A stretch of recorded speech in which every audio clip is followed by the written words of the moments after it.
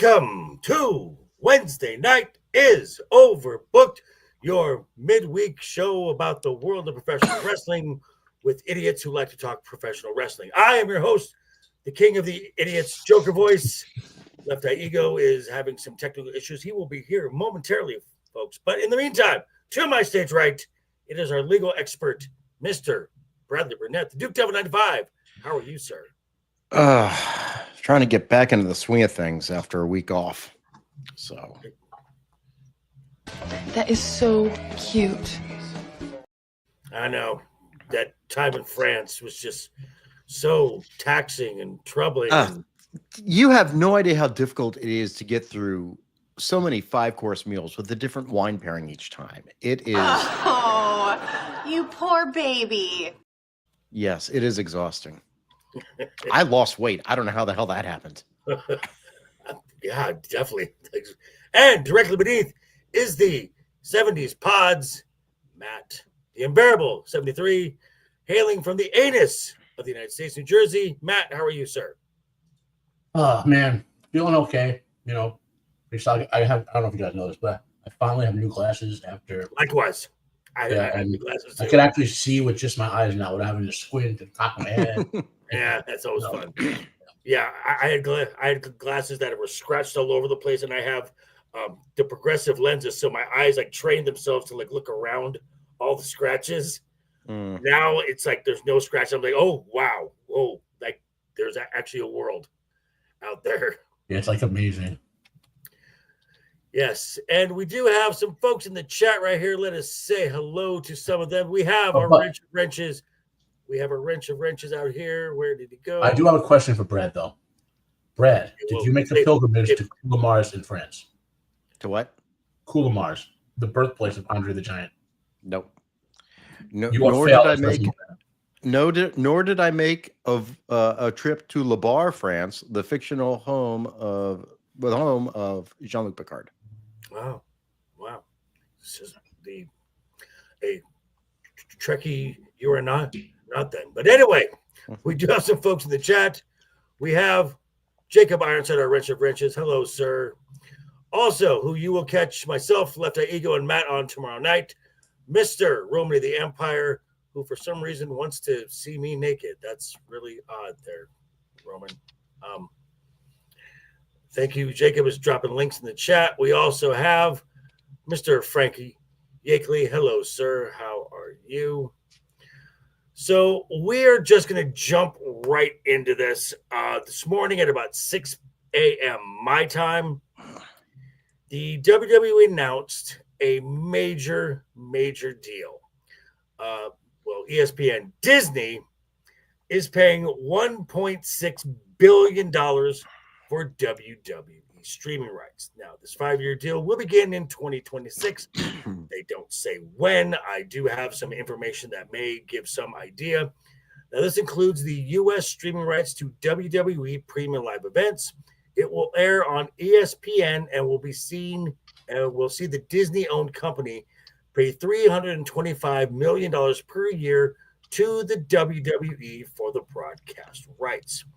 WWE's premium live event offerings are set to debut on ESPN's streaming service, which has not yet launched, later this year, and will cost $29.99 a month. And this is not coming from any dirt sheets. This comes directly from TKO.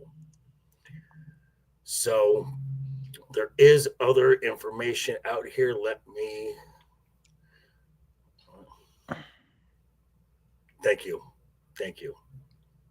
Thank you, Jacob. That's what AI is for. Yeah, no one wants to see me naked. No, just saying. Not even my ex-wives did. So now there is some stuff right here. This came from Andrew Bay. This came from the Ariel Helwani interview on his channel this morning. He does a lot of WWE stuff as well. And I'm not going to play any sound, but just reading this. If you are a cable subscriber, YouTube, TV, any of those things that provide ESPN broadcast coverage to you, it appears you won't have to pay anything additional for the $29.99 direct-to-consumer app. Also, this came from Andrew Baydella here, who talks a lot about the business side of professional wrestling. Says NBCU/Peacock is not out of the wrestling business.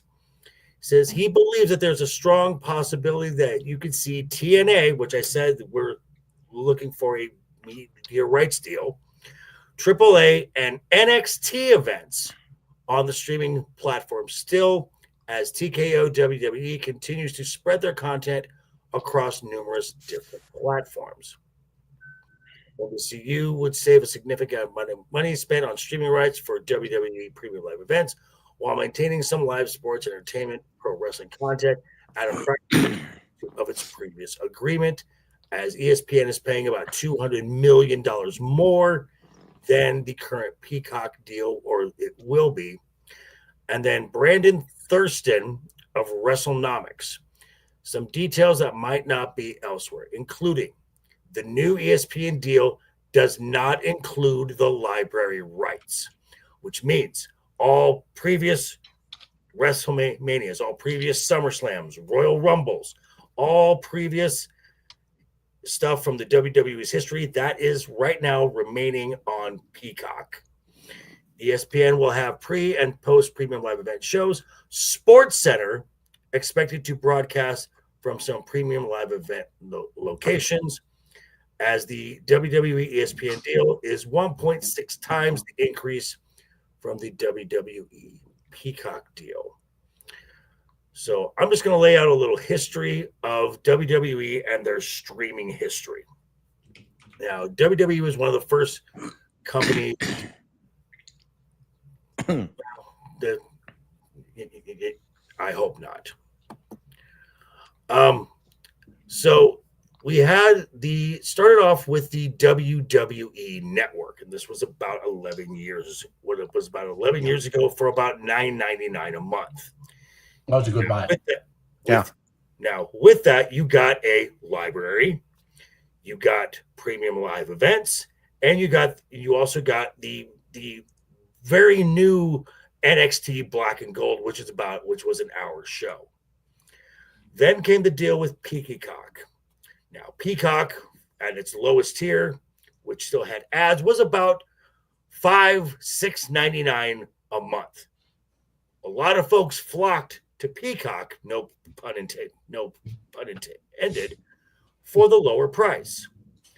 Internationally, the WWE Network remained because Peacock is strictly United States and Canada, a North American-based company.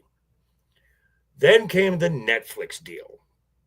Now, the Netflix deal, 10-year, $5 billion deal. Only for the United States, the United States only gets Monday Night Raw for the first 5 years of this deal.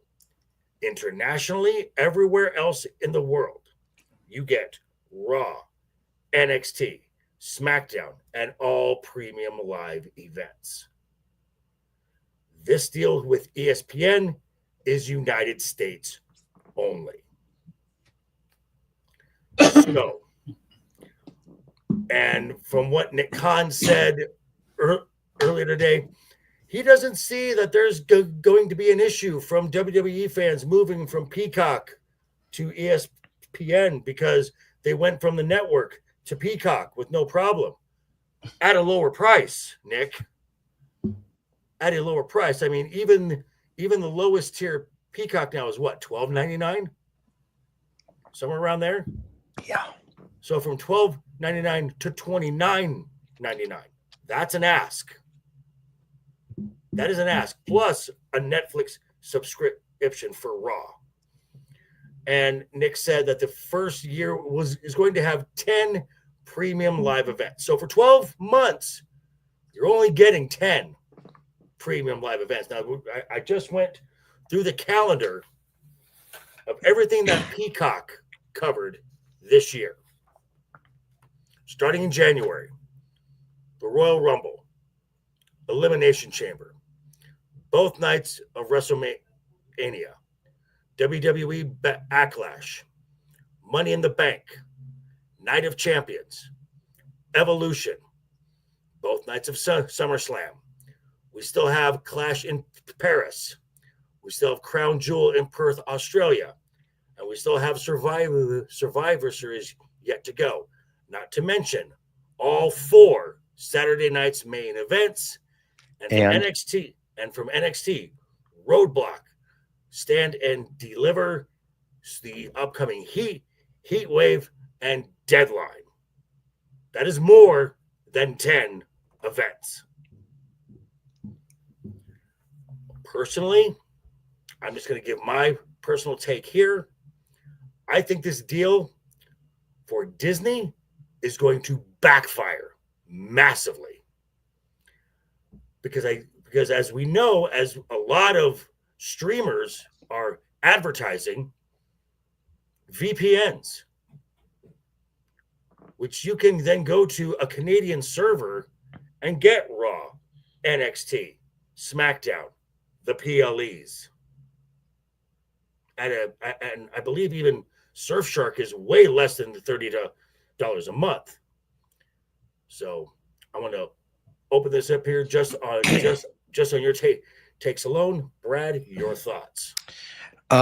Something else happened in regards to Hulu, I think, as well. I think I saw something about Hulu going away, which is all part of Disney, ESPN, Hulu. That's a package. I mean, I pay for that because I got ESPN Plus and then Hulu for some shows, and then they threw in Disney anyway.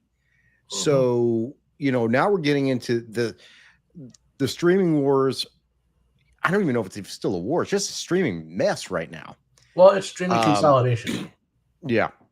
The other thing, though, is this is something that I know you talked about VPNs, and I've had recent experience of being out of the country. It does not always work. For instance, YouTube TV says, we find you are using a VPN. Please turn it off. Really? So, yes.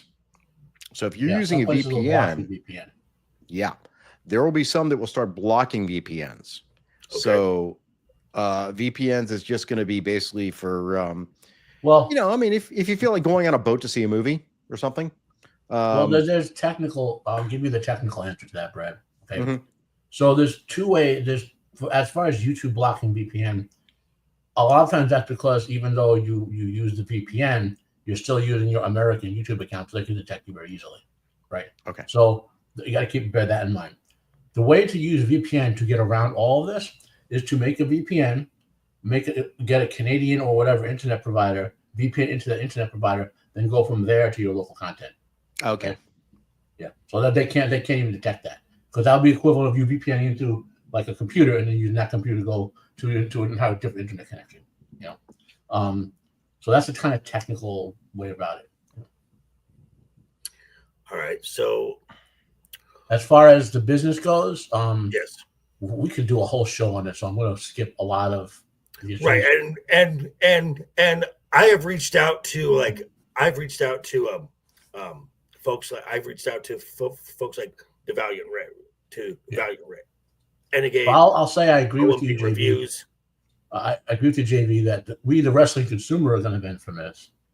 WWE is going to benefit from this. Disney is not going to benefit from this. No. I would agree with that. Now, I feel so bad. On the sort of Hulu thing, Hulu is a joint venture currently between Comcast, which is NBC Peacock, and Disney, with Disney having the majority. Comcast has wanted out of it for years. Okay.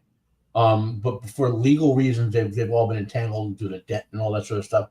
So Comcast has now embarked on a journey to free itself of things that it considers money drains like Hulu. And if Comcast just backs out and forces Disney to pay them the $25 billion or whatever, because they can trigger it, Disney's response is, well, we'll just cancel Hulu and you'll get nothing, basically. Well, yeah.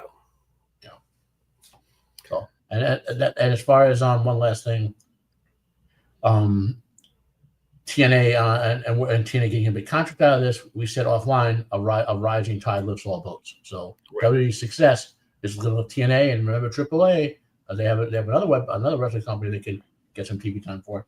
So. Yeah, Well, I just think it's quite interesting that when I heard Nick Khan's comments, and just it seems like a little bit detached from reality, is he doesn't expect any loss transferring from Peacock to this new ESPN streaming thing, because people went from the WWE network to Peacock with no problem. Well, Peacock, as I said, Peacock was a lower price. You're asking them to pay almost double now. And don't forget how much for less content. How much we lost when the WWE network went away. It wasn't just Raw and SmackDown reruns. It was our entire catalog. I mean, you had all the WrestleManias, all the pay-per-views. Not just that. All the documentaries. WWE's been buying classic wrestling federations like AWA, old WWE, which is the Kerry Von Erich family federation. And I used to watch that all the time on W Network. And then now you have to so cool. Yeah. Now you have to VPN to like Germany or something to do it, you know?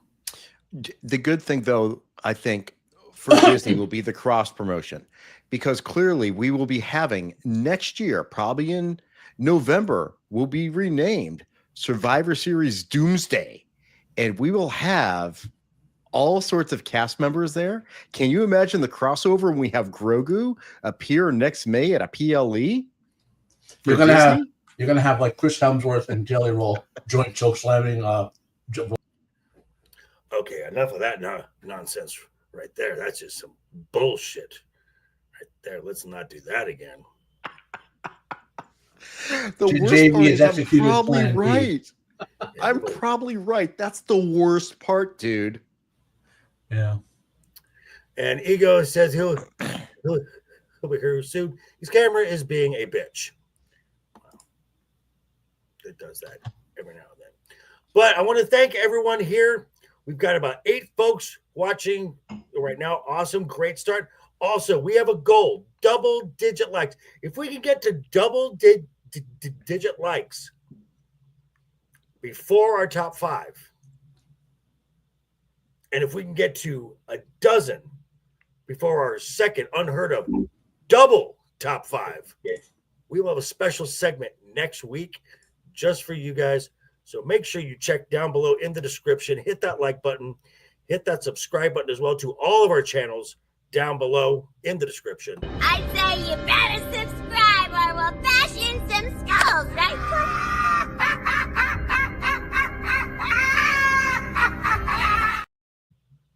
Thank you, Harley. So, Brad, I was watching your wormhole watch today, and I laughed quite hysterically as while editing his show, Wormhole Watch, 2 members of his panel, including himself, were monitoring SummerSlam at the same time, which I just gave me a chuckle there. So, and I want to thank everyone who joined LeftEyeEgo and I for a live recap, just initial gut reaction of the show. I've watched the show both nights a couple more times since then. Some of my opinions may have changed a little bit. I'm just saying. But I want to hear these guys as we talk about, let's go with night 1 first. Now, a quick overview. My personal thought is this was a mid-show saved by a very good main event. Yes. Brad, thoughts on the overall show? I watched this spottily. The only one that was actually able to watch because of travel issues, which turned my 15-hour day of travel into 27-hour day of travel, was the Punk Gunther match. I was watching that on a flight back from Minneapolis when I actually should have been home watching it at my house. Yeah, that's there he is. Actually, before we move on, Brad, if you don't mind, Ego, because you were kind of out of this, your Yeah. initial thoughts on this media rights deal with Disney and ESPN, and how successful do you think this is going to be? I was supposed to say first thing first, guys. I'm sorry I'm late. My camera was fucking up. It thought it was the final boss, and I had to show it who was boss. But anyway, I was gonna say that as far as the deal goes, I think that ESPN just needs their content, and I think that TKO is trying to make a merger with WWE with what they've already done with UFC. So it makes sense they would do this move. It's just, if you think I'm going to pay $30 a month for a PLE that may or may not be mid, you can kiss my ass with your hands up, because I'm not doing that. But otherwise, I mean, I get the move that they're trying to make. It's just, is it free to everyone else outside the United States? No, this deal is only for the United States. I'm about to get it popping with my VPN. You can definitely kiss my ass with your hands up, because I am not doing that. Now, as I said, this deal, the Peacock deal, doesn't end right at January 1st. It ends sometime in March, Okay. I believe. So we would still get, like, say, the Rumble, which is in Saudi this year, might get Elimination Chamber. So I could easily see that the launch of this WWE ESPN project, WrestleMania. Oh yeah. Well, I see that.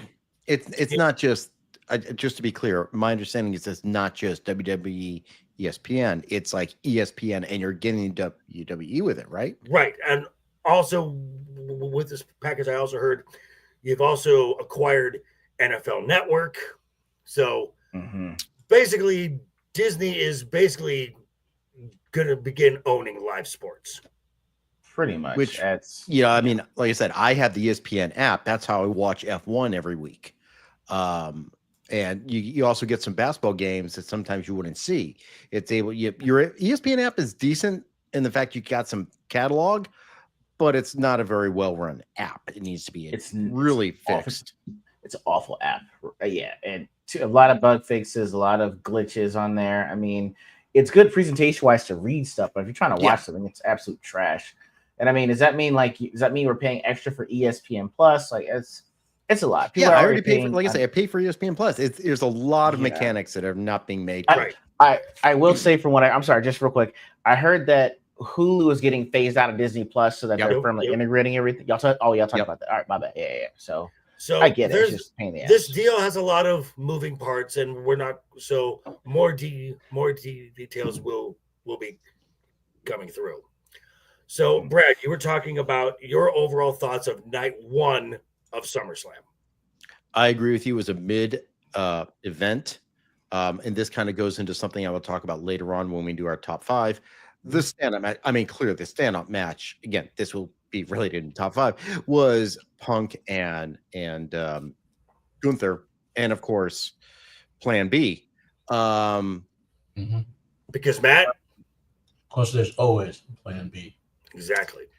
I actually missed the first match, but I don't feel like I missed much. I think it was the wrong winner. I didn't care about Jelly Roll and Logan Paul, although I'll prop Jelly Roll for taking that splash. And actually going to buck the normal WWE trope, because in every celebrity match, the celebrity babyface wins every time. And he said he didn't want to win. Apparently, he told Trips that he didn't want to. Yeah. Wow. The Jade match was just the right amount of time. Thank God Tiffany did not get hurt. Alexa Bliss has performed a miracle. She made people clap for Charlotte. I agree. Now, let me talk about this Jade match really quick, because I think Ego and I may have found, or the WWE may have found a way to crack the Jade formula for the most part. 90% of the match was a very slow, deliberate pace, which involved a lot of Jade's power moves, which Tiffany can echo because Tiffany also can do a power move set. It's the finish that has to speed up where Jade gets in trouble. Right. That's what Jade did in AEW. That could have been bad. Power wrestling, basically. Right. That could have. That could have been bad at the end. And Kai, you are not wrong, sir. Very true. But yeah, I mean, this was. I have booking issues overall with SummerSlam. Okay. Matt, quick overall thoughts of night one. Night two was better than night one. That's the first thing to say. I love the Punk and Gunther match. Just loved it. Such a good match of the candidate for me. And not even if Plan B hadn't happened, it would have been match of the candidate. You know. Just an absolute old school pro wrestling slobber knocker. I'm going to say this very carefully. Okay, there were no bad matches on this card. No, they weren't bad, but I think something like the great matches. But I think something like the Karrion Kross Sami Zayn match could have been a main event of Raw. That's exactly. I would agree. That's what I'm saying. Like that could have been on Raw. Tiffany versus Jade could have been on Raw. SmackDown, right? I'm just Charlotte and Alexa versus each other. They could have been on Raw. Honestly, even Roman Reigns and Jey Uso. Bronze. However, Roman Reigns doing a dive over the top rope and overshooting everybody was not on my bingo card. That looked scary. Yeah, that looks scary. Absolutely. So, I was surprised at how well the Tiffany Cargill match went. It had the right amount of time. Agreed. And it was also in the right place on the card. So it was. You know what I mean. I surprisingly enjoyed the Drew and Logan versus, Drew and Logan versus Randy and Jelly. At setting up something coming of all four parts, and Jelly Roll did really good. I mean, you got to say it. He's probably, I would say, he's the second best celebrity wrestler of all time right now. I mean, even as we gotta talk, we'll talk about that one day. Yeah. Even as Ego said, he wanted to just skip this match, but he was like, you know what? I'm glad I didn't. I was won me over by this match. Oh, wait, hold on. Watching Punk and Gunther makes you think, how did this guy lose? How did this guy lose to Jay? Sorry, Ego. Wow. The power of Yeet. Just briefly, for those who've never seen it, go back and watch Stephen Amell and Goldust. Good point. Yeah, good one. SummerSlam 2015. He's the best celebrity wrestler of all time. And this will come into play, but I want to just mention it here. Kudos to Tiffany Stratton. Tiffany Stratton called this match. I mean, you could see her calling the match as the match is going and was able to get Jade to a point where she did not look absolutely terrible, except the finish, and we'll talk about that, I'm sure, at another time. Why does this feel? And people need to realize your end, because it's not happening on my end. So Tiffany Stratton and Jacob have the same finisher. Yeah, I don't even realize that. Now, going over to night two. Night two. The more I watched this show, there were some major problems with this show. For one, as Matt has talked about this numerous times for other live events, the match placement. Oh God. You go from a tables, ladders, and chairs match. Yeah. To a no DQ, no count out, which just evolved into a hardcore match. Pretty much. Then you go to a steel cage match with no breakup in there at all. By the time you get to Solo and Jacob, you're bored. I was bored. Absolutely. They should have peppered. They sort of I mean, I just call them gimmick matches just because there was a gimmick to it. They should have taken some of them from this day and put them on the night before, just to break things up a little bit. Sure, you could have. I don't know if you pay attention to the crowd noise, but given where they were, this was basically an ECW pay-per-view, and the crowd was chanting ECW at times. Yeah. Now, I did like for the, now it was a good match as well, but the nostalgia of the 20-year of Dominic's SummerSlam debut. Oh, that's right. Custody of Dom match. The match between AJ and Dom, I thought was great. Mm-hmm. Now, Real on the nice. whole, much like night one, this was a mid-show saved by a very good main event. There were good bookends to me. Okay. Good start, good finish. You know, okay, let me so let's talk about that really quick here. So let's talk about that. The opening match, I thought this was going to be an absolute banger of a match because for the last, since like, I don't know, March, anything involving Rhea and Io has been a banger. Mm-hmm. You had the great, and then you had the great opening match of night 2 at Mania, with which you just added B in there, and that is an all-time match. I mean, that is a match of the year candidate. Yeah. That's gonna be on our list. And then you follow that up with Rhea and Io at Evolution with another match of the year candidate. The bar is set very, very high, and I was just like, oh, okay, that's how it ends. It didn't get to the, I think the problem is, like you're saying, they set the bar so high, but it Right. was a good match. It was a good match. Right. It wasn't awful. I mean, there are 2 women's matches on this card. I like this one more than the other. And we'll get into that. Jelly Roll wrestled at SummerSlam. Yes. Did a pretty good job. Actually Took a performed serious bump. very well. So Okay, Matt, your thoughts on the opening match, the triple threat? in terms of leaving aside the lack of storyline for it, right? As a match, it was really good in terms of just a bunch of guys wrestling for no reason, you know. Mm-hmm. Now, if with Roman leaving, Whoa. I thought. Well, we're on That's night one of 2. Night two. The I'm triple threat. sorry, my brain is like, yeah. So night 2. Oh, okay. So I enjoyed this match a lot. Even though I tend to dislike Naomi, a stupid finisher, right? Leaving aside her finisher, she's a pro in the ring.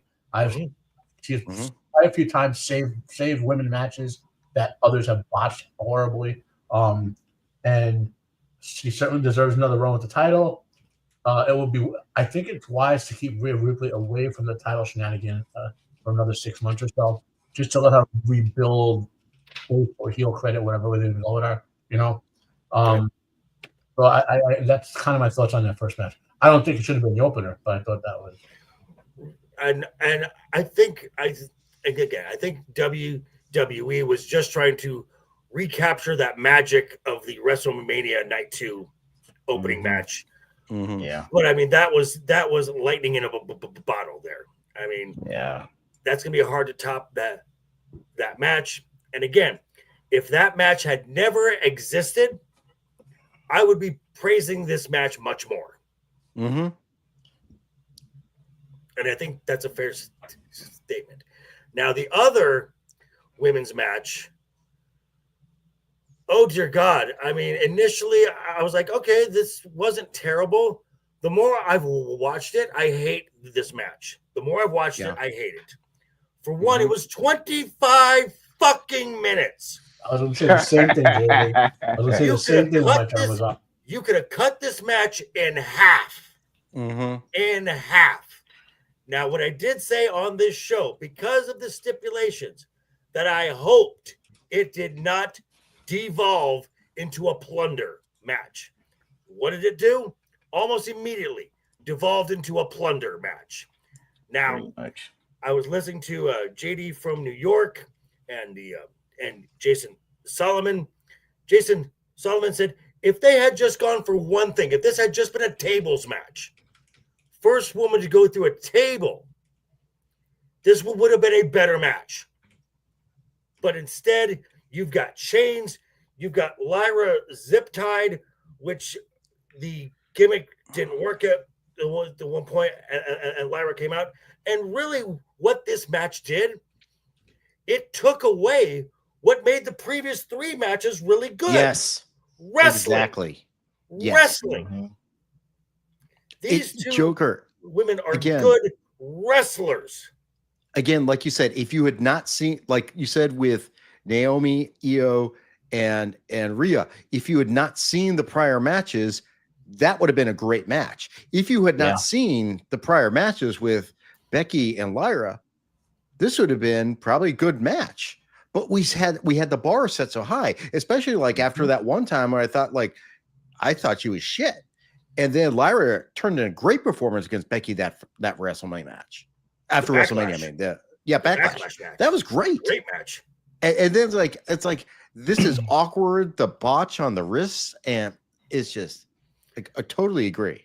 And again, because you had Lyra's wrists clamped together for most of the match, you took away her strength, which is wrestling, holds, grappling.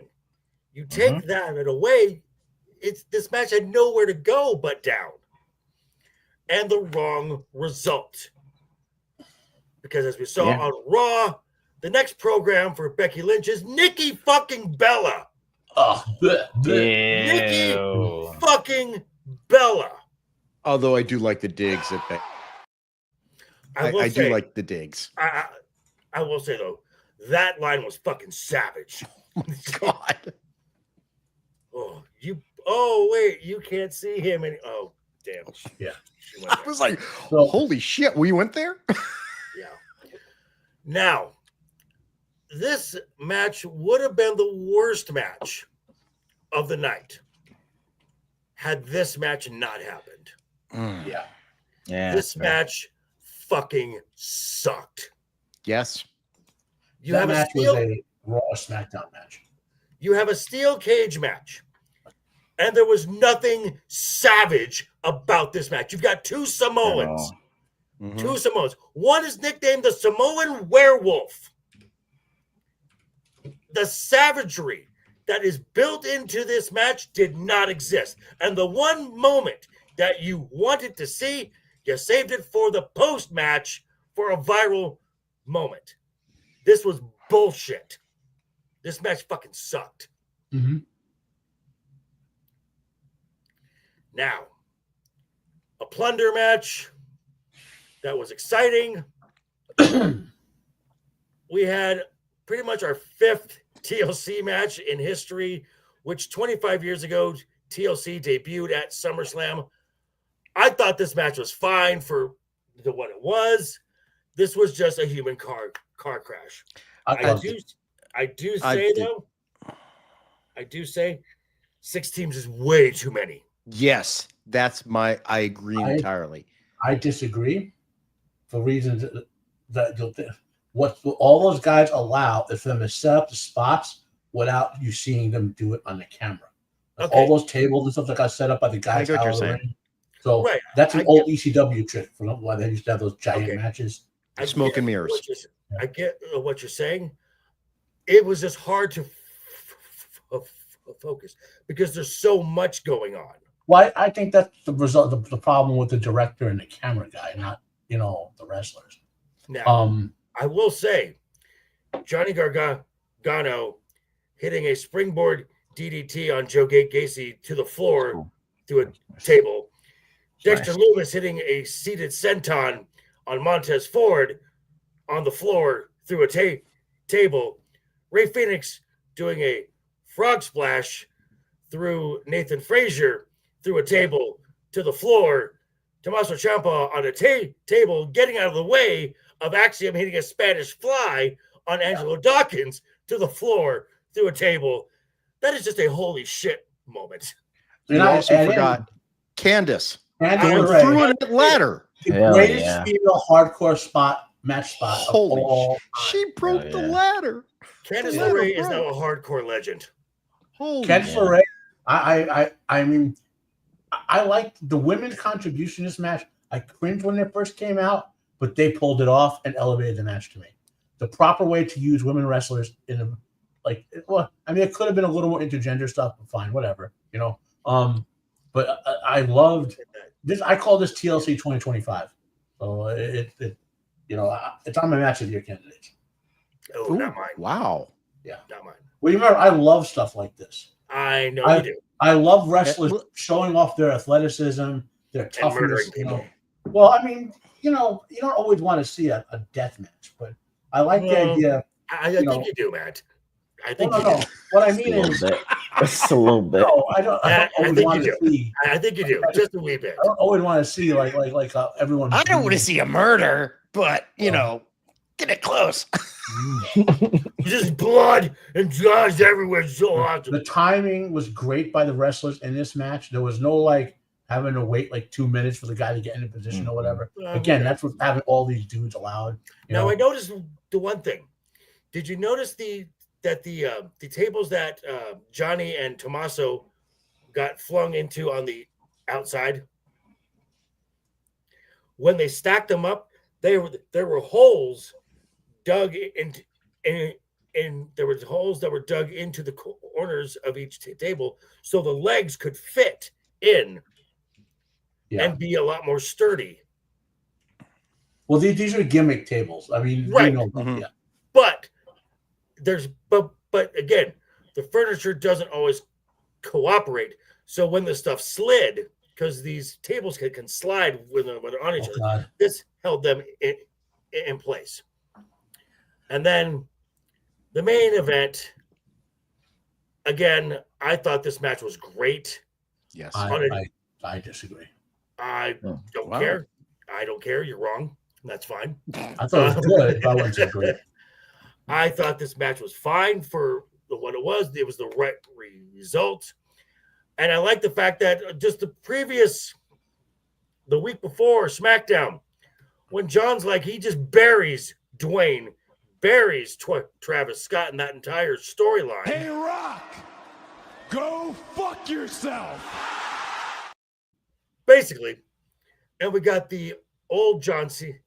We got the old John Cena passing the torch to the new John Cena of this new era of WWE.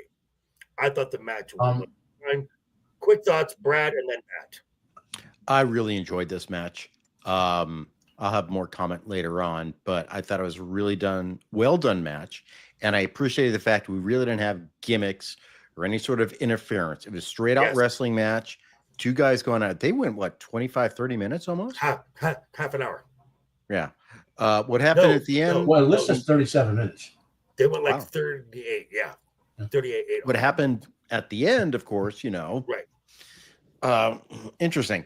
Now we know what's certain if necessary. Not certain if necessary. All right, Matt, your other thoughts. Well, I'll be brief. I mean, I thought it was a good match, not a great match, for one particular reason. One of the few things I hate in wrestling matches are too many full finishes and too many kicking outs of guys. That's a John Cena thing, and I get that. I get that, and that's my biggest. That was my biggest complaint of WrestleMania 29, Rock and Cena, because that's all it was. Yeah, and all I'm saying is, instead of the full finishes where you sell some guy's finisher, just throw another finisher that you never used before in there. Just break it up so it looks like you're wrestling, not just repeating the same script 5 times in a match. Now, I will say I did not have John Cena doing a code red also on my 2025 bingo card either. Well, Cena has done. Remember his game with his Kevin Owens, where Cena elevated his game a lot in the doing a code red. I never saw that. Not a code red. I didn't say code red. I'm saying right. He can do more than just his five knuckle shuffle and all that. 5 moves of doom. Yeah, he does. He has shown he does more than that.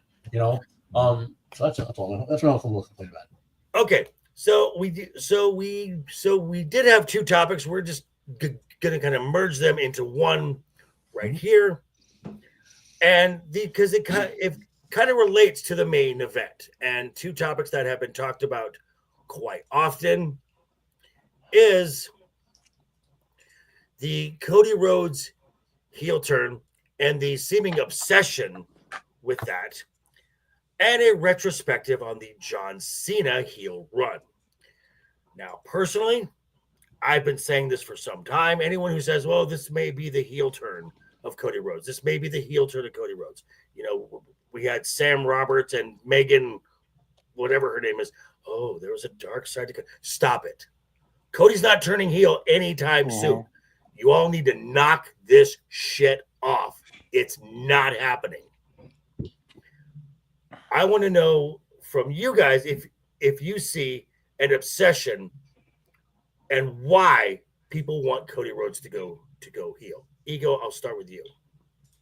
I think it's the Superman problem, which isn't so much a problem with the character that's portraying the person, which would be Cody Rhodes in this instance. It's a problem with us. We can't believe the good guy can have everything, which is what you technically would want your superhero to have, is the best traits, man of the people, fantastic family, people's champion. We don't believe that you can have any of that. So it must mean that you had to do something horrible to get it, or you have to do something horrible to keep it. So I think that people project their Superman problem onto Cody Rhodes. Colors are pretty much the same that he wears. Fantastic family. He's also the champion. And they want to see him go bad. I just think it's a stupid premise to want for someone to go bad. And it at the end of the day, it's really kind of pointless. Wow. That is a very good take. Here you go.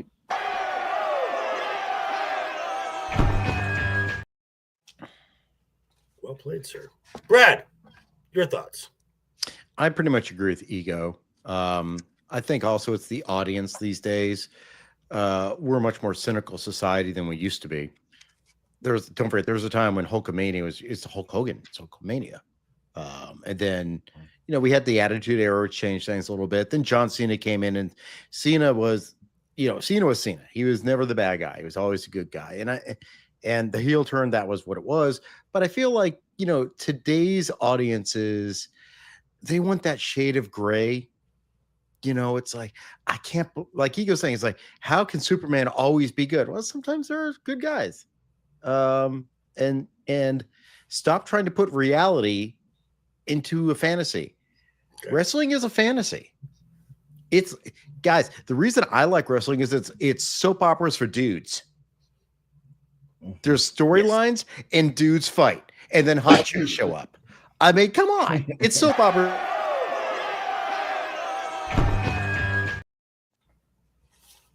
Yes. And sometimes you can have the good guy and then have the really, really bad guy. All right. Matt, your thought on the obsession with turning Cody Rhodes heel? Well, I don't know if it's an obsession per se, as a mass obsession. Here's what it comes down to me. Why do you turn someone face or heel? To make money. I mean, that's right. So Cody is currently making a lot of money as a face, so they're not going to turn him for that reason, if nothing else, right? So storylines should be written about him being a face for that reason. Now, why am I interested in being a heel? Because I'm bored by his face run. I don't find it compelling.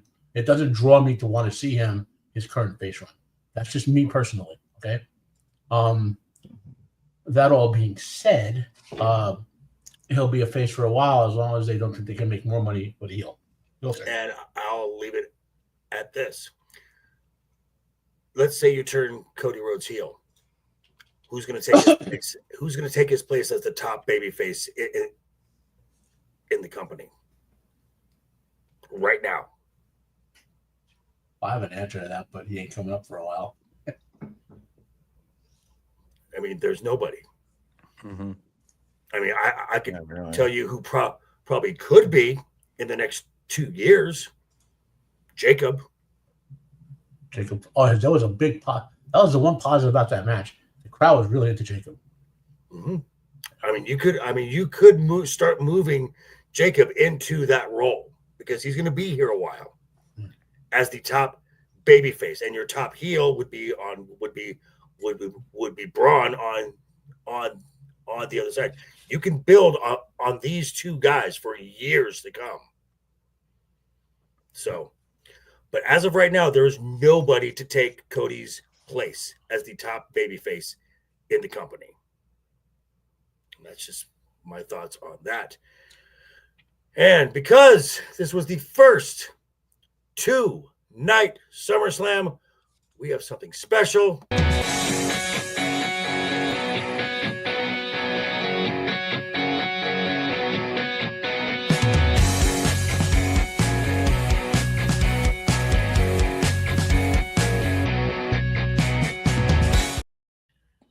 It is the first ever double Wednesday's Overbook Top 5.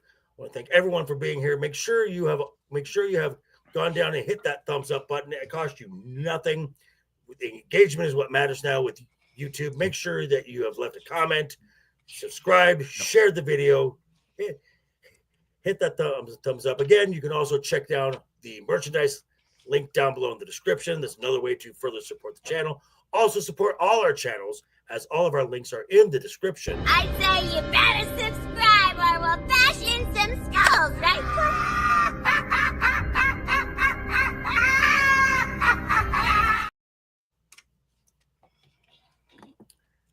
And you won't. You won't, sir. That is not happening, sir.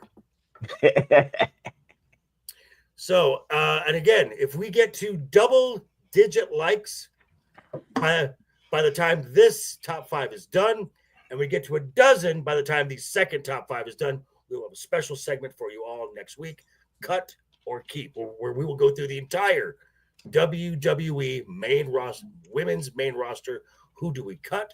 Who do we keep? So something to keep in mind as I'm getting the message right now. We're at 7. We need 3 more likes. 3 more likes, folks, to get a special segment next week. So our first top 5 is our top 5 disappointing moments from both nights of SummerSlam. As always, Ego, we will begin. Wait. Did you mean this SummerSlam or all of them? This SummerSlam. Uh-oh. Well, I'm pull sure out 5 there, and 5, man. I'm sure there's enough that you could think of some off the top of your head. Oh God. You got it, man. Just look at this. Ego. Look it over. That's I was ChatGPT. That's what helped me. pretty much. I mean, you know what? It was Sammy's match to Karrion Kross. It was what, 5.5, 6 minutes long. I mean, they built up a whole thing about, you know, Sammy tell the truth. Like, I still want to know what the truth is that he was talking about in Saudi Arabia when they wrestled then. Like, I wanted to see conclusion. There was such a huge buildup. Karrion Kross was getting such a pop live in audience. I understand there was a contract dispute, but I wish there had been more in what was going to be a send-off match for him. Like, conclude the storyline that you had so we could move on. The fact you didn't do any of that is like, it's very disappointing. Well, they did conclude it, because if Karrion won, Sammy would have to admit that he's a bad person, that he's a liar. I know. Karrion did not go over, and as was reported by Fightful Select, he and Scarlett's contract expire this weekend. Yep. I think we've seen the last of Karrion Kross. That sucks. Honestly sucks. Well, I mean, and as I said, his character, great. Promos, great. Yeah. But then the bell rings, and there's something that doesn't translate with his character in ring that he does otherwise. Now, and again, he won't be starving. He can go in the Indies. He can go to TNA, which was like WWE adjacent. Okay. So he'll be fine. He is not starving. I got you. All right, Matt, you're number 5. This would be the number 5 most disappointing thing about this event.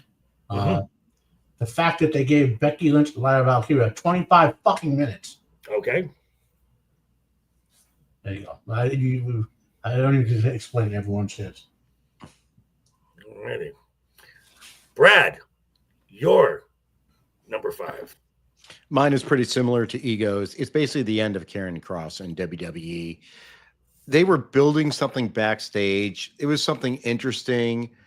it was actually catching the eye of the fans for a bit, but it just fizzled. And I think, whatever they thought when they brought him in originally in NXT, Trips looked at him and goes, "This ain't working. It's just not working."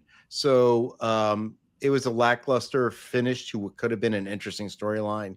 And like you're saying, it's like, the in-ring ability was not what they needed. So it's just kind of a disappointment the way it ended, because there was some interesting stuff that could have been explored more. Agreed. My number 5 is the match order for night 2. It's just plunder, steel cage.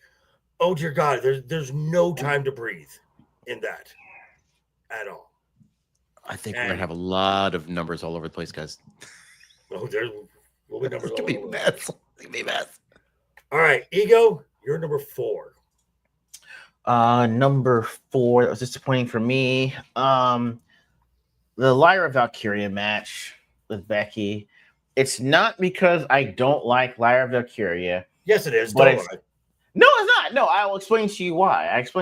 It's the fact that it doesn't make sense that they made it so that Becky won. So what do you do with Lyra now? Where do you put her? Like the U.S. title? Like, no, there's nowhere for her to go. She's stuck, and She can go to SmackDown as a heel. I mean, I guess she can go to SmackDown. Wait, who's going to SmackDown? Becky Lynch? No, Lyra. I mean, I guess, but I mean, who's the United States champion right now currently? Julia. So you're not taking the belt off Julia, but that would be a good feud, though. I guess it'd be good. Either way, now I have to hear for the next few months the comeback trail of 4 letters, 1 word, woo! I don't want to do that shit. Well, it's way better than 4 letters to 1 word. Don't do that. No, we're not doing that. No. Oh, you poor baby.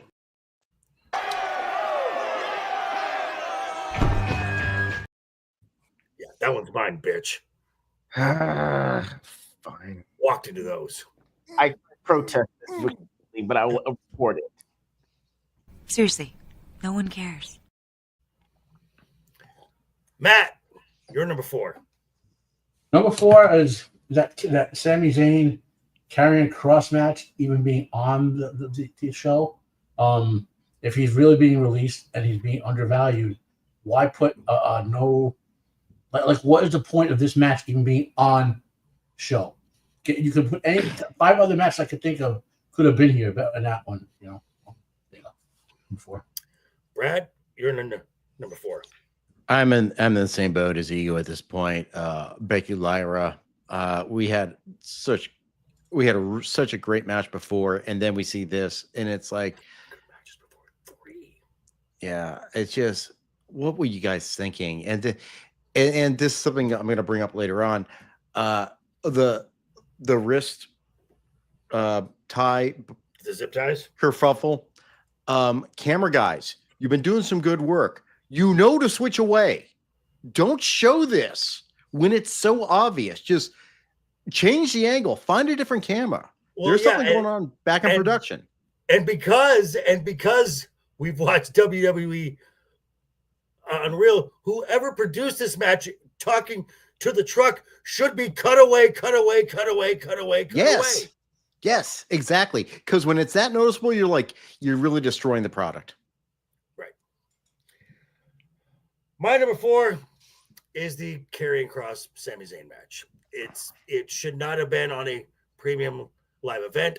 I may understand why. Karrion has been a Triple H guy since NXT, the black and gold days. Like I said, for whatever reason, taste change over time. And like I said, once the bell rings, it's just not translating. I think the contract is up, and I think Paul Levesque maybe wanted to give him a PLE send-off, have him go off on a big stage. That's my guess, is the only way to justify this match being at SummerSlam. But that's my thought. Ego, you're number 3. Number 3 we've got here is Jacob Fatu's anticlimactic match, man. Like, I'm upset. I'm not gonna say I wasn't tired when I watched some of these matches since it was a 2-night. The only one I fell asleep on was Jacob Fatu. I'm upset that I did because I expected so much for it to be steel cage, the Samoan werewolf. He's gonna be in the steel cage. There's gonna be maybe a high risk maneuver at some point. It could get bloody. Like, there was so much potential, and then it just fell with a whimper. With literally, not Jacob Fatu, but the opponent was Solo just getting dragged out, just limping out of the ring. As I said he would. I guess. I mean, the thing is it looked like it was a whimper. Like, I expected it to be like Jacob Fatu getting handcuffed and can't get out, and then when Solo finally gets out, that's when he breaks the handcuff and tries to go after him, and then Tamatanga and Tonga Loa jump in to like beat him up, and then he does something. Maybe, or at least some blood, something. I didn't get any of that. It's very disappointing. Thank God Jesse the Body was not commentating on this match. He would have had a field day. My audio's out of right back. All right. Brad, your number 3. My number 3 actually ties into something that started that Friday night and continued on and was finished on Sunday night. And that is the lack of good storytelling for face turn suddenly from Cena. I mean, look, the Cena heel turn was interesting. It had everyone talking. And then all of a sudden it's like, I don't want to be this guy anymore. And it just lacked something. It felt rushed, and even in the match, it just felt awkward. It felt too forced. And again, I'm not taking that away from the match, because I think the match was really good in my opinion. But just the whole how it was handled, I'm disappointed that the guys in the back couldn't come up with a better way to handle it. There could have been, maybe bring in The Rock for another ultimatum or something. I don't know. Hey, Rock, go fuck yourself. Yeah. What if John had said that? You fucked Henry Cavill. You fucked him over. I mean, for God's sakes, just do something to make the turn back to face make sense, because we all knew it was going to happen. This just didn't make sense. And it was just disappointing how it happened. Right. And I mean, after this, John has like 9 appearances left. So the heel turn had to come quick. Yeah. And this was not a pivot. This was a complete course correction. This was like basically just taking that entire 5 months and just dropping it. Like, nope. It's a 180. Well, the crowd was chanting, "Thank you, Cena," at the end of the match. They were. Mm-hmm. All right. So, Matt, you're number 3. Disappoint. Oh, God. I mentioned it already. All the full finishes, especially in the final match. Oh, my God. False finishes. I mean, I I want to punch my $600 monitors every time I see a full finish now. Nothing takes me out of a match more than knowing that the match only goes for 10 minutes, it's likely a 20-minute match, and knowing there's no chance in hell of the finisher if Cena just does the 5-knuckle shuffle or whatever. No, he's kicking out. We know something's happening. Like, it breaks the rhythm of it would be like in the middle of a magician's act. They pause it and open up the stage to show you the guy crawling on the ground. You know what I mean? It just takes you out of the suspension of disbelief. So you hate false finishes and just finisher after overuse before, yeah. And yet you like AEW. But I digress. I'm kidding. My number 3 is the botched pinfall attempt from Jade Cargill during the women's championship match with Tiffany Stratton. Again, it's toward the end of the match. This is where it picks up a little bit. She hits Jaded, and she rolls the wrong way and wrenches Tiffany so far back that she basically puts her foot on the rope. Even Wade Barrett and Michael Cole said, roll her the other way. I mean, you could have easily rolled her the other way. Tiffany kicks out because people kick out of finishers every so often nowadays.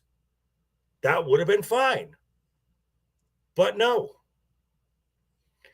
So it's just another botch in the long list of the botches in a match where Jade, for 90% of the match, did not look terrible. Credit Tiffany Stratton. Mm-hmm. Sure. Ego, you're number 2. All right. My number 2 that I have on here is the absolute chaos that was the 12-man tag. I say this because it hurt. I love a TLC match that's tag team. You've got tons of potential spots. You're going to break shit. Someone's getting put through a table. The Hardy Boys and the Dudley Boys were there. You know, so it's... Why wasn't Edge and Christian? Oh, never mind. Oh. They're never coming back, guys. They're anti-WWE. I don't care. I mean, I'm just letting you know. People don't understand it. Even if they were free agents, they wouldn't come back. Yes, we know. All I'm saying is that for this had potential, but the problem is it's too many people. 8-man is probably the most that you should go for something like this, because at a certain point, like 6 people are outside the match, and then you brought all the women in, which was, I guess, was cool. It was just now there's 15 people that have to keep track of, and then 2 more people came in at 17. Then Rowan, and then Howdy. Right. Like I had to put like a towel over this eye because I had to do so much work, man. Like I was like, I can't do this. Too many people. It's too much to follow. No, so, man. Thank you. So it was just it was chaotic. I understand. That was great. Thank you. It was chaotic. That's number 2. All right, Brad, you're number 2. My number 2 is 2 nights of SummerSlam.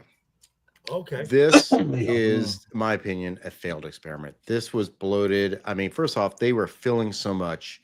How many commercials or interspersed promos did we see? Didn't they have a promo or commercial during the freaking Punk match? I felt like there's one in the middle. Was there? I thought there was a spot somewhere. Nope. Maybe if you watched from beginning to end both nights, there was about 7.5 hours of like things you could watch.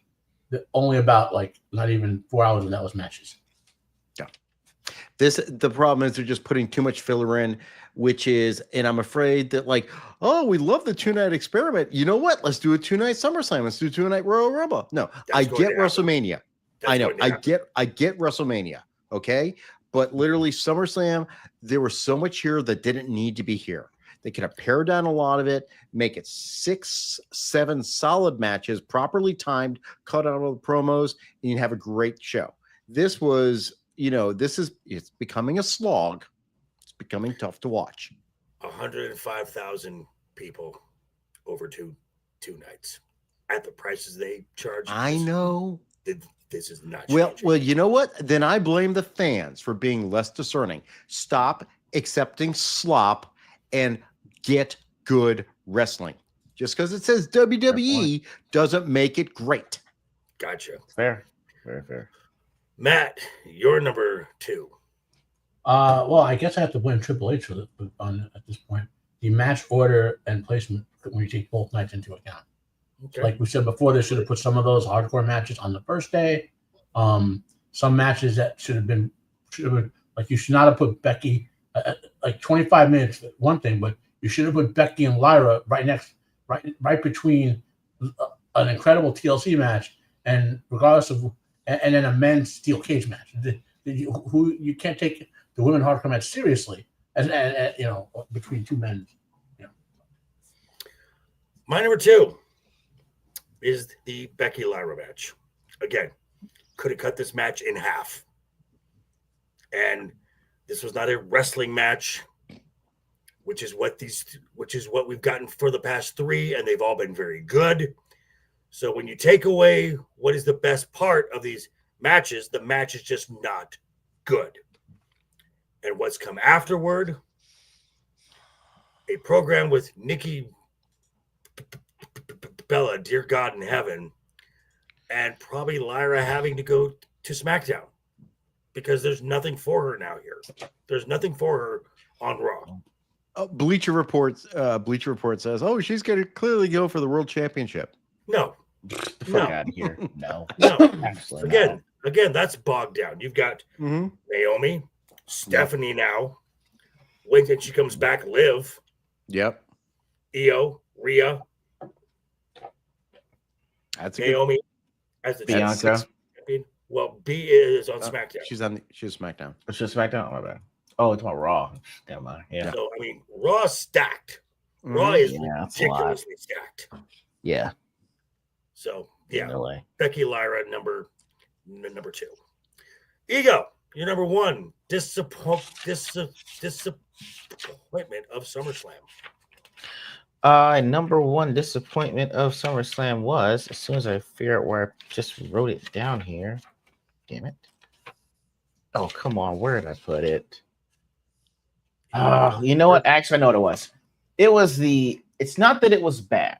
We talked about this earlier. It was just that the bar was set ridiculously high. And we're expecting to meet something on or above that level. And it was a triple threat match between Io, Rhea, and Naomi. I mean, I was hyped for this match. Naomi coming in as a new champ. We've already seen banger after banger with Io and Rhea. So it's almost like you could add a third person kind of and sort of get the same result. And we didn't get any of that. I mean, it was good. And if you've never seen the WrestleMania match, or maybe even Evolution, you just said, oh, that's actually really nice. But you're like, no, we had way, way better. And we're not talking about like, this was better 3 years ago, 4 years ago. We're talking about this was better 4 or 5 months ago. Like the gap between women's matches has gotten so close. We're comparing matches from 5 or 6 months ago, not 15 years ago. I mean, you set the bar that high within a short time frame. Anything less than what is deemed as the best is going to be seen as lackluster or missing something. And so for me, like that's why it's number 1. It was so disappointing the way it turned out. Okay, Brad, you're number 1. My number 1 is going to be Jacob and Solo in a cage match. I'm going to quote someone. Nothing savage about this match. I forget who said this. It sounded very smart. I'm certain I don't need to see the dude naked, but it sounded very smart.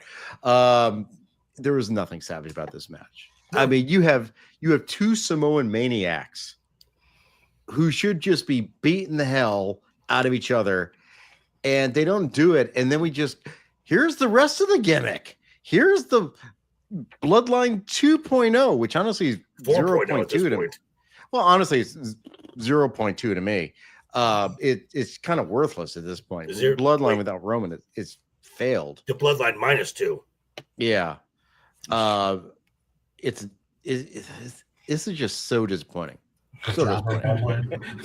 I mean, this again. Throw it on SmackDown. Throw it on SmackDown. Throw it on, at best Saturday night's main event. Okay. Matt, your number 1 disappointment of SummerSlam. Well, given I have to make this list up on the fly, and given my personality, I would put number 1 most disappointing that Brock Lesnar only F5 John Cena once. Okay. For Brock's return to only do 1 F5, I mean, come on. We should have 6 or 7 at least, and Cena should have been taken out of body bag. Gotcha. All right. So Brad, hang on to those results because what's yours? Oh, mine is number 1. Yeah, it's the same as you. Again, okay. There was the steel cage. There was nothing to this match. Again, like you said, 2 Samoan. One was a street fighting champion. One's the Samoan werewolf.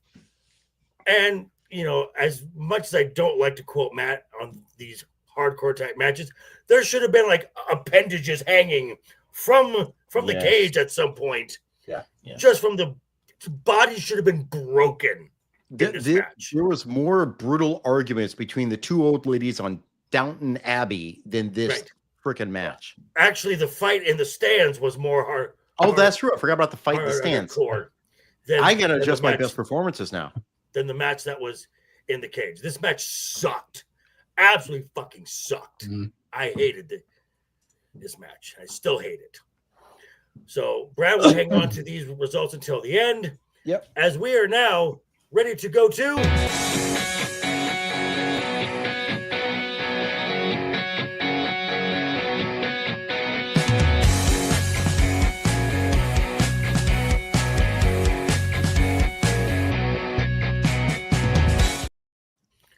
because we like to end on a positive note as much as we can. Top 5 best performances of WWE talent for the 2 nights of SummerSlam. We're going to start with Mr. LeftEyeEgo, your number 5. You know what? For a match I had completely no interest in watching, Jelly Roll's performance in his tag team match was actually very surprising. Shout out to him for taking one hell of a bump. I mean, a frog splash from 15 to 20 feet with a man wearing camera glasses and splashing on a reinforced table. That is not some IKEA piece of furniture there. That is big boy approved furniture, and he took that bump like a champ. Also, JV told me that he lost over 100 pounds to get in shape for this match, so I cannot knock his dedication to wanting to do this, taking a bump, and even as JV said, hey, I don't want us to win. Like, that takes balls and putting your ego at the door, saying, hey, look, I love this, I'm a fan, but I don't deserve to win. That is awesome. So I got him. That's because he understands it as a fan. Well, not even that. And as I said with Ego on Sunday, Jelly Roll last SummerSlam wanted to be involved in this. And Triple H said, dude, you're not in shape. Get in shape, and then we'll talk. And not only did he drop this weight just to do this, he had a complete lifestyle change. The way he eats, the way he lives. Yep. So kudos to him. Oh yeah, he had to train as a wrestler. All right, Brad, your number 5 best performance from SummerSlam. The best performance actually started some time ago, but it ended up, and that was a broken leg. That broken leg was the greatest performance ever. Oh, it wasn't a broken leg. He pretended to be a broken leg. Oh, Seth Rollins' fake broken leg. Wow. Well, steps out, all hobbled. There's always a plan B. And that involved, let's just put the people who's involved. He said it was Becky, Heyman, Paul, and Baby Rollins. She was in on it too, because there's all these little things with them walking around, and she's walking around daddy in the cast. Rollins and Lynch, they are, wow. That little girl is growing up with some devious wrestling knowledge. Well, you're not wrong. All right, Matt, you're number 5. My number 5 is Wade Barrett. He has become great commentary. He has become the best wrestling ringside commentator since Joey Styles, who was why did he be number 1 all the time. He made quite a lot of he's the heel commentator, but he still was able to call the face stuff fairly act like naturally. Kind of reminds me of who I want to call back after the King came back when he really couldn't be heel anymore. He was still the commentator, So he had me on my face because he apparently agrees with me. I guess because Barrett's Celtic, he gets it. He goes, Lara Valkyria, who is playing the Celtic Gaius character, the Marigna. The Morrigan, right? Now, I'll agree. I think Wade is really kind of finding his niche. I think him and Tessitore are great. Together. I think Tessitore oversells a little bit still, but it's a very good combo. My number 5 is actually a two-way tie because it happened in the same match. And that is the performance of Raquel Rodriguez and Charlotte Flair. I would have never said that I liked a Charlotte Flair performance. If you'd have said this 2 years ago that I'm going to like a Charlotte Flair performance, I'd have said you're fucking nuts. The fact that she actually hit a moonsault and did it right was great. The fact that and you can tell that she is having fun with this character in the pairing with Alexa. It feels genuine. And her performance is showing this. And as with Raquel, I really think that she's taken the words of Kevin Nash to heart. Be a big. Play a big. And now that Liv is out, she has to adopt this now leader role in the Judgment Day. Whereas before she was very comfortable playing in the back seat. Yeah. But she has really stepped up her game. And I was very impressed with, actually, ever since Night of Champions, I've been very impressed with now Raquel. So that's my number 5. Ego, you're number 4. My number 4 that I've got is, you know what? Charlotte Flair and Alexa Bliss winning the tag team titles. Okay. Not so much them winning, but the complete about face of the crowd actually liking Charlotte. I mean, I thought she would be buried for like 6 months to a year. And if she wasn't going to get on this heel run, it's like, yo, you got to put her someplace else because the crowd's not feeling her like that. And you're right. She actually is looking like she's having fun wrestling again. And it's actually really great to see. So I've got that number 4. All right. Brad, you're the number 4. I think I'm kind of the same as Ego, but I just was focusing on Alexa, who I thought had a really, really good performance. Probably the best since she's been back. But the fact that, look, the fans love Alexa Bliss, bottom line. Mm-hmm. And the fact that she's able to use her character to get Charlotte over, yeah, that's skill. That's skill. And despite being a Flair, she doesn't have what Alexa has. Right. She doesn't have the flair. She doesn't have the flair that Alexa has.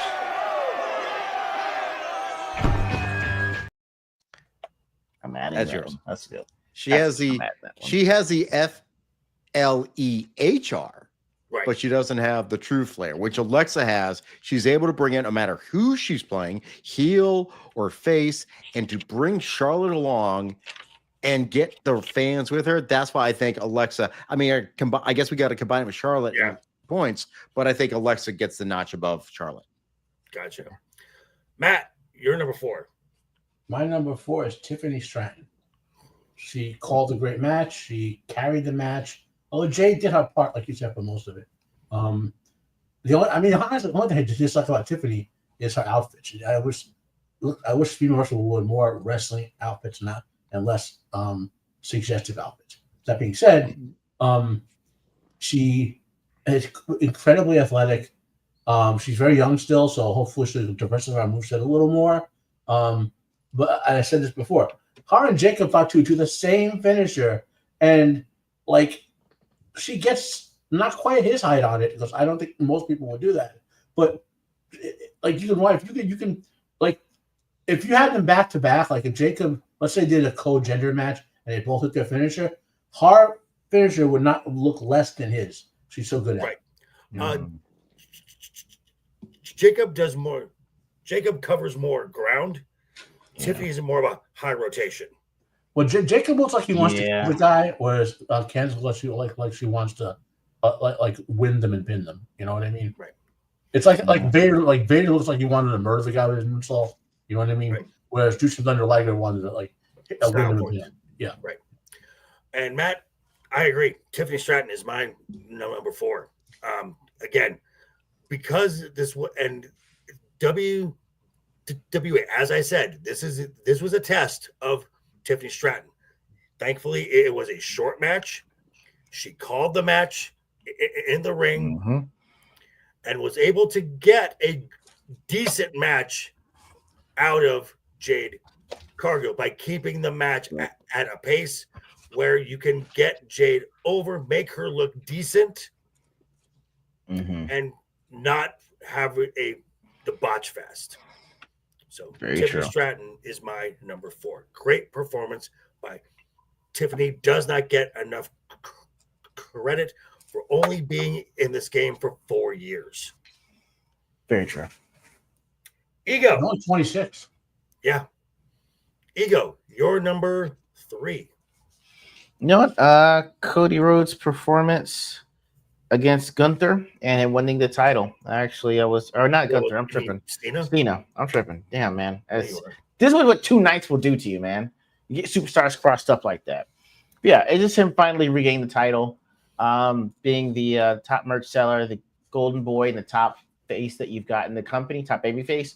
It's good to see him reclaim his throne. And because I don't necessarily like challenger Rhodes, I like champion Rhodes, which I didn't think I would like until he lost the title. Now that he's regained it, so performance we did was pretty decent. So I've got that at number 3. Okay, Matt, your number 3. My number 3, Jelly Roll. The dude, as we mentioned before, yeah. I mean, not even a year, like 8-9 months ago, he still looked pretty chunky, you know. Yeah. And he got obviously he's still gonna have the skin folds and whatever wrapped up. That's what you would do with the weight loss, but he got into a phenomenal shape. He obviously had a good trainer. I don't know if he went to Shawn Michaels or at the performance, whoever trained him. He knew within the limits of being a new guy to wrestling how to. I mean, he was selling like this is one of the hardest things to sell in wrestling. Is when you're doing that thing where you're crawling slowly to your corner, like you can't get there. And General sold that. Like he didn't look stupid doing it, which a lot of even pro wrestlers look stupid doing it sometimes. He looked pretty good. So he's the second, based on this performance, he's the second best celebrity wrestler all time. So incredible. Okay, Brad, you're number 3. I'm going with AJ and Dominic, but specifically, I want to point out the star of the match, which was the chair. I mean, there was so much good Eddie flashbacks and callbacks. I was loving this match. I was watching it on the plane, and I'm certain people are like, "Why is this guy laughing so much?" I was just, it was like that old style Eddie Guerrero, and you know that's what they were thinking about. Lie, cheats. And oh yeah. Lie, cheats. And with like Dominic slams it on the ground, just falls down, and AJ's looking around. He's like, "Arr." And then he's and the best part, he's twitching all over the mat. And the ref is like, "What?" And it's just that kind of ridiculousness that it's like that's that fun side of pro wrestling that we don't have as much now and then. So I thought that was so much fun. I could have done a little bit more on that match. Right. My number 3. He's a part-timer now. He's been a part-timer for some time. He's going to show up maybe one more time, but then he's got off to go filming stuff. But when Roman Reigns comes to work, he comes to work. Hell yeah. I mean, that was a very good match. A very good start match. It was definitely more of a spot fest for night 1. But I liked the fact that even though it was the wrong outcome, I thought the heels should have won. But in a match like this, you expect Roman to get the pin. Mm-hmm. Roman shoves Jay out of the way, eats the spear from Braun, eats it, and then gives his cousin the hero moment to get the 1, 2, 3. Now, we have said that Roman hasn't turned babyface yet, hasn't had the turn. This was a bona fide babyface move, but Roman is not. But Roman's neither. He's neither a heel nor a face. He's somewhere in this in-between stage. But this was a bona fide family first. I'm here for my family. This was a babyface move. And like I said, the man comes to work no matter what. Plus, he was eating as well. That's a babyface thing. Don't say that. Fuck you smiling about? That guy gets it. Well, you got booted too now. I don't get it at all. I think it's stupid. What was that, Brad? I just think Yeet is stupid. I'm sorry. You should get a half one for that, but whatever. I get double because I'm right twice over. I'm doing it. All right. Luckily, I'm doing it. Ego, you're number 2. Best performance from SummerSlam. I will give this to both guys. CM Punk and Gunther, their matches are not phenomenal. Again, because I didn't get to see any of CM Punk's more career-defining matches before he left WWE the first time around, this felt like a match that you guys would have said was a classic that you'd be telling me about 10 years ago. And I actually got to see it live. I mean, I'm not necessarily the best fan of more of the catcher style wrestling or traditional wrestling that I saw. Catch, right? But I mean, they made it catch. Okay. They made it compelling, which to me is hard to do with catch wrestling in this day and age with what you got with high spots, high flyers, who do multiple moves, super kicks everywhere. They kept it incredibly simple for what it was, but they built up the drama. And maybe past that 20 to 25 minute mark, I'm like, yo, these guys are still going. I am in awe. This is fantastic stamina. This is great storytelling. I'm pretty sure I understand the outcome of what it's going to happen, but it doesn't change the fact that I'm still excited when the match is going on. So for that, I got it as number 2. Okay. Brad, you're number 2. I'm going with Cena and Cody, but I'm focusing more on Cena. Okay. Because I think this has been Cena's best performance since he's returned. It's like he really cared about this match, and he really put his heart into this match. Before, kind of just like, I really felt like he's like phoning it in. Maybe that was the heel persona, just like, I don't give a shit about any of you people now. But now it's like, I care again. I care about giving fans a show again. And he did. And Cody was right there with him. But like when they were rising out of the stage on the elevator, I'm like, oh, that's some good camera work. That looks awesome. Like he's gonna aim down the ramp. That was rough, dude.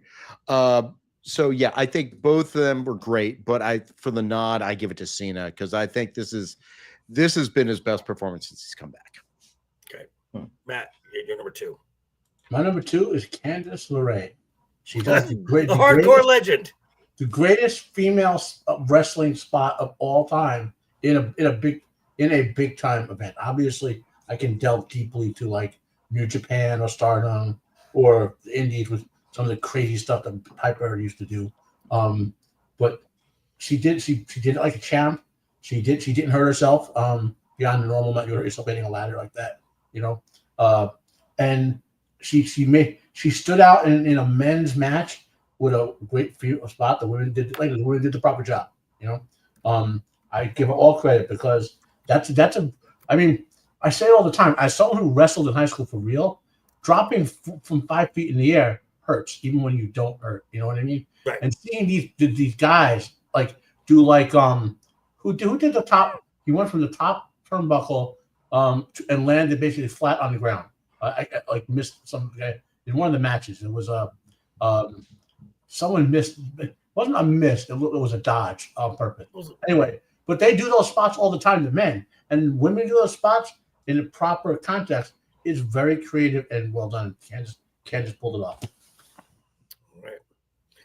My number 2 is the performance of CM Punk.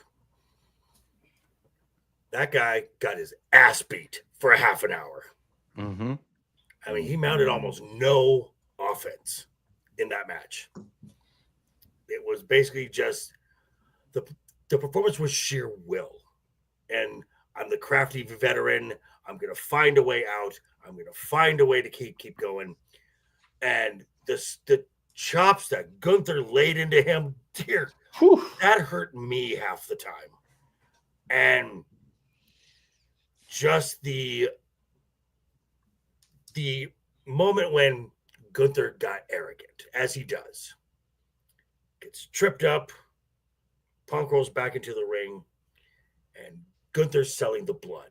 Because as I mentioned to Ego, I don't think his entire run in WWE, we've seen Gunther bleed. Mm-hmm. So he's selling panic. Yeah. And Punk jumps in and hits the GTS twice to get the finish. And folks were like, well, this match was a half hour. It was a little too long. The match had to be this long for what came after. Because Punk had just gone through a war. There's no way he's going to have the strength, the energy to withstand a cash in. So it was set up perfectly. So that's why CM Punk's performance, knowing he's got a short window left, but he knows what the assignment is. Mm-hmm. All right, Ego. Oh, and I just got told we're at 8 likes so far. We're 2 likes away from double digits. If you're in the chat, hit the thumbs up button. It costs you nothing. And if you want to get, hello, Sev. How are you, sir? I think about 30. I think 30. True. And Sev, make sure you hit that like button. We have a goal of double digit likes for a special segment next week. So make sure you hit those like buttons, guys. I'd say you better subscribe or we'll bash in some skulls, right?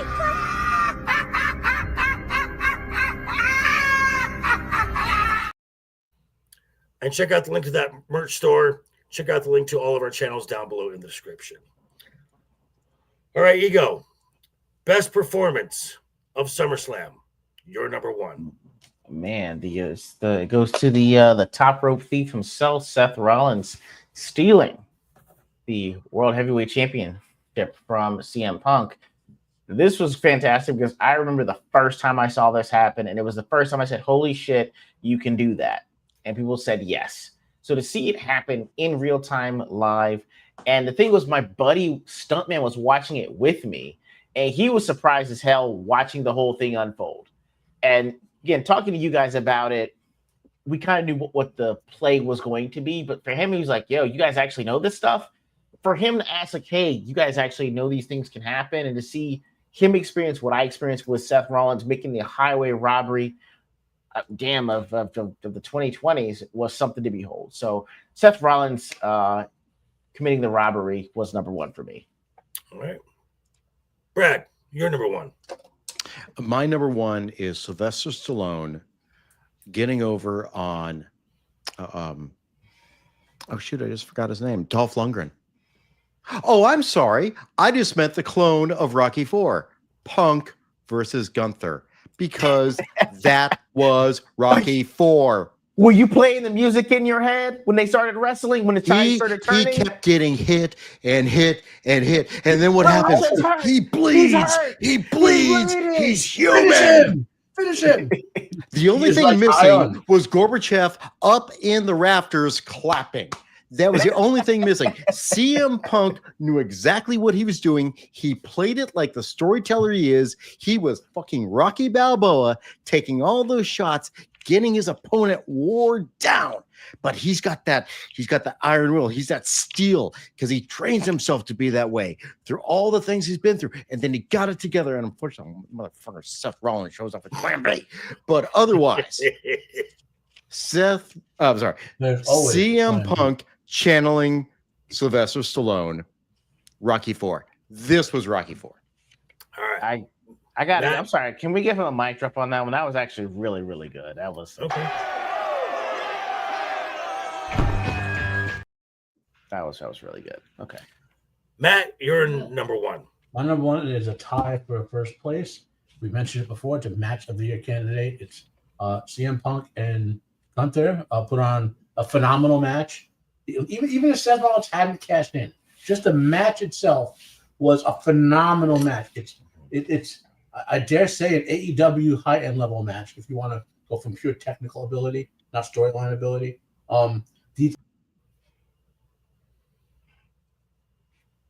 But then again, Gunther was worldwide famous on the international scene, and Punk is worldwide famous on the international scene outside of this. So they're not pure WWE wrestlers, as it were. These two guys are top And I wish we could see more of this. You know what I mean? And less of the full finishes and Jade Cargill's and and steel cage matches with no steel cage needed. You know what I mean? Agreed. All right. So as far as your match goes, who would you lean this more toward, or just in general? If not for the cash in, I would lean Gunther. Okay. But Punk sold the cash in. Okay. You know what I mean? Gotcha. Like he sold that he couldn't win when he won the cash in. All right. My number one. If you'd have said this 15 years ago, I'd have said you're out of your mind. The best performance of SummerSlam was John Cena. Amazing match. And again, as it was mentioned, WrestleMania 29, finisher after finisher after finisher after finisher after finisher for 15 minutes. For this match, I didn't hate it. I did not hate it. There was just enough in between. But again, Cena is 46, 47 years old. He's 48. I don't expect him to be pulling out a bunch of stuff. I'm expecting him to be in his comfort zone. I'm expecting the reason for this street fight was to the smoke and mirrors to hide a lot of his to hide a lot of the stuff that he can't do. I love the call back to the Umaga match, grabbing the rope around the neck. That was poorly done, though. I like the call back up. I know the callback was great. That cut the camera. Right. And this is the best performance John Cena. This is the best Cena match in the last 15 years. That's absolutely fair. Totally fair statement. So, all righty. So, Mr. Duke Devil 95, as far as the disappointments goes, I believe we have a clear 3, a clear 2, and a clear number 1. For number 1, I see Becky and Lyra. I had the steel cage as number 1. Oh, you're right. I added wrong. That is 13. Correct. Jacob and Solo. Yes, 13. And Becky and Lyra number 2. Correct. And Carrie and Sammy at number 3. Yep, with 6 points. Okay. This gets a little murky here. Yeah. The best, I believe we have a clear 3, a clear 2, and a clear 1. We have doggies.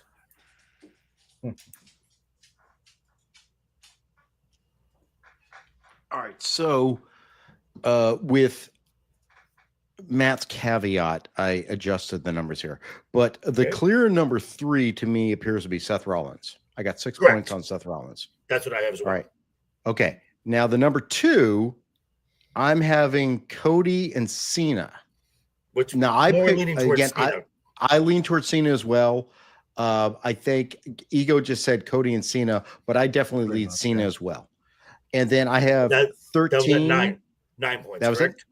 it. No, actually, if we take out Ego, we have 9 points. But if we add Ego, we have 3. Yeah. I mean, it's 12.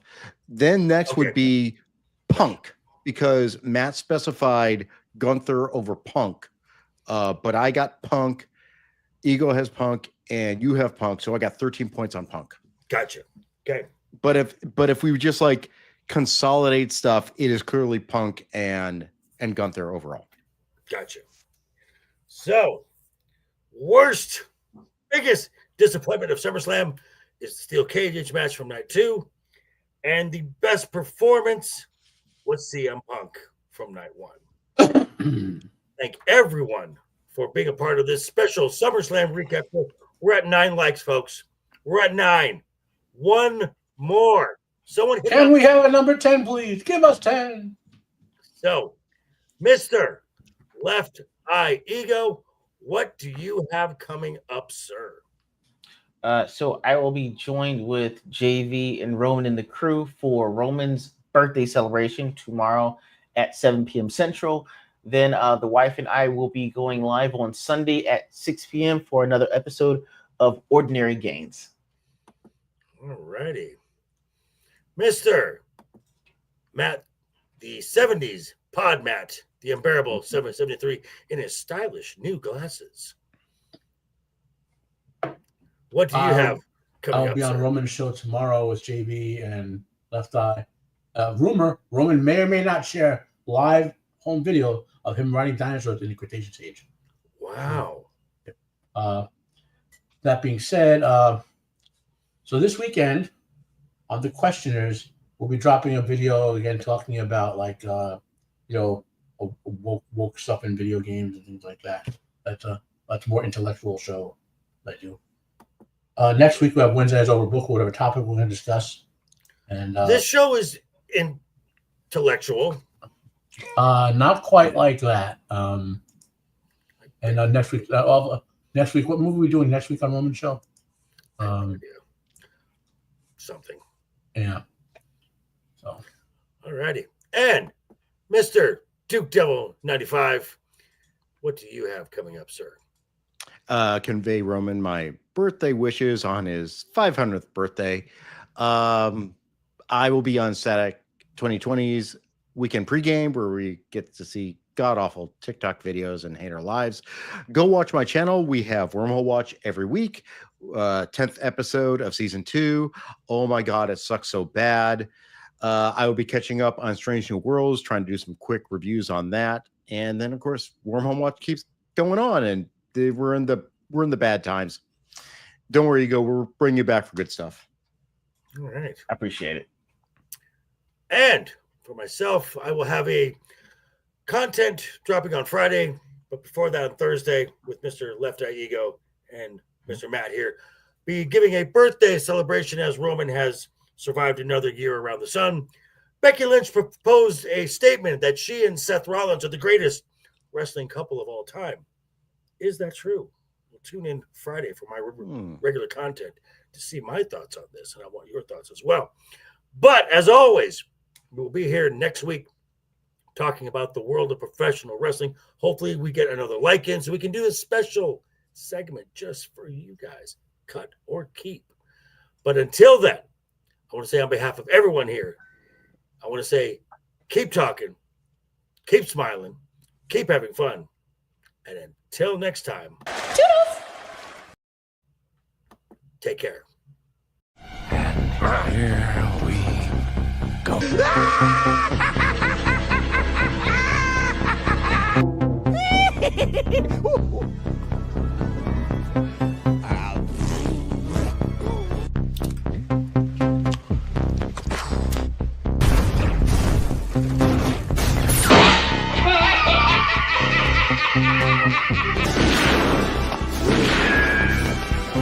Is like gravity.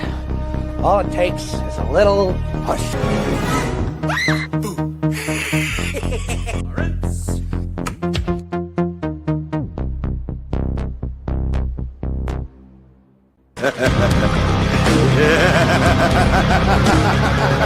Ah!